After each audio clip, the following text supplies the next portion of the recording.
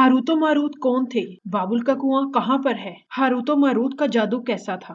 ये ऐसे सवालात हैं जिनका जवाब हर कोई जानना चाहता है। तारीख हारूत व मारूत के वाकयात से भरी पड़ी है।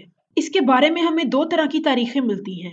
एक वो जो कुरान और हदीस में बयान की गई है और दूसरी जो बनी इसराइल ने इसे बयान किया है, मगर हकीकत को जानना निहायत मुश्किल है। आज इस वाक़े को हम बयान करेंगे कुरान और हदीस की रोशनी में।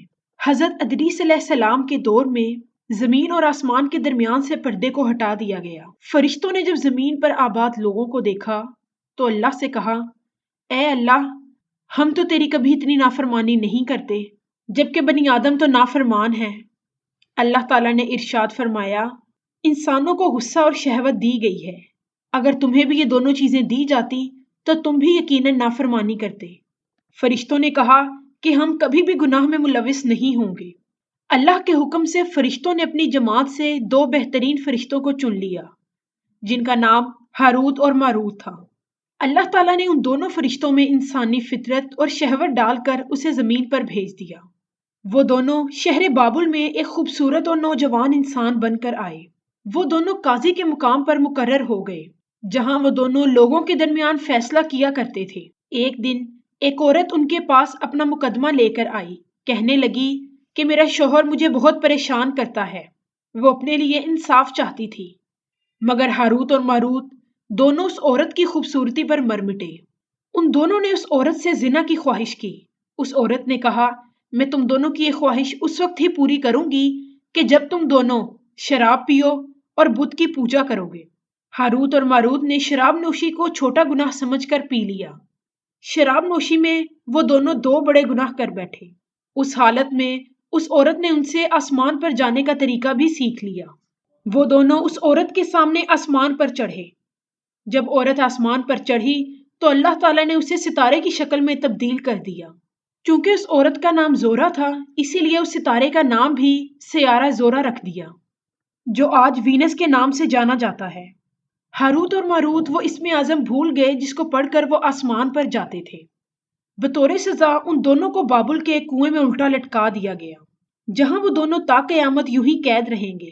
ये एक इसराइली रिवायत है, जिसे इमाम इब्ने कसीर और बहुत से मुफस्सिरीन इसे मनगढ़ंत कहानी मानकर इसे ठुकरा देते हैं, मगर वहीं पर कुछ ऐसे उलमा भी हैं जो इसे हकीकत मानते हैं।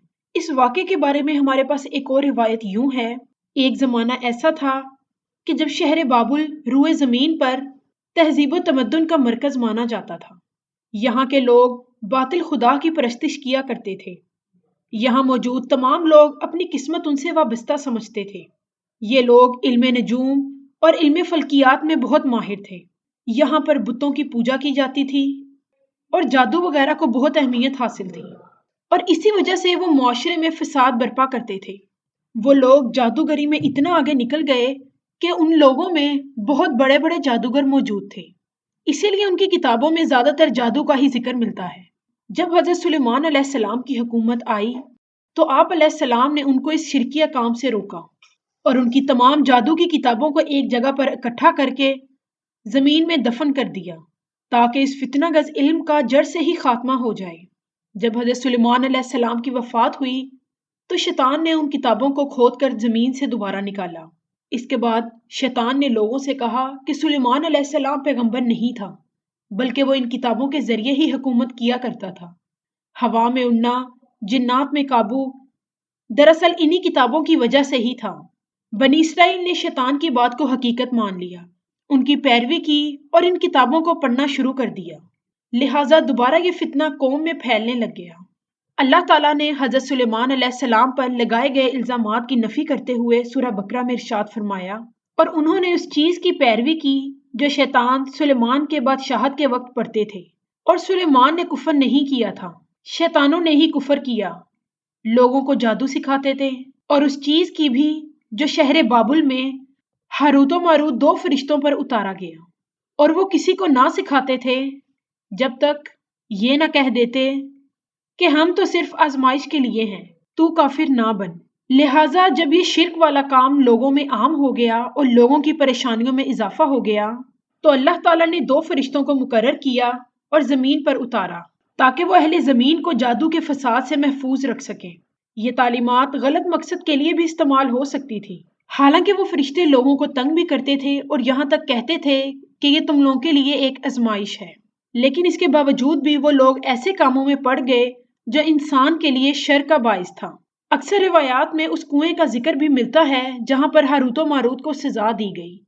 بہت سے لوگ وہاں ہاروت و ماروت سے ملے اور ان سے جادو کا علم بھی سیکھا، جبکہ بعض مفسرین کا کہنا ہے عراق کے شہر حلہ کے قریب ایک کھنڈر میں موجود قدیم کنواں ہے جہاں سے بابل کی سرحد شروع ہوتی تھی۔ یہ اسی کو ہی چاہے بابل قرار دیتے ہیں۔ لہٰذا اس واقعے سے ہمیں یہ سبق ملتا ہے کہ سفلی اور جادو دونوں شرکی عمل ہیں۔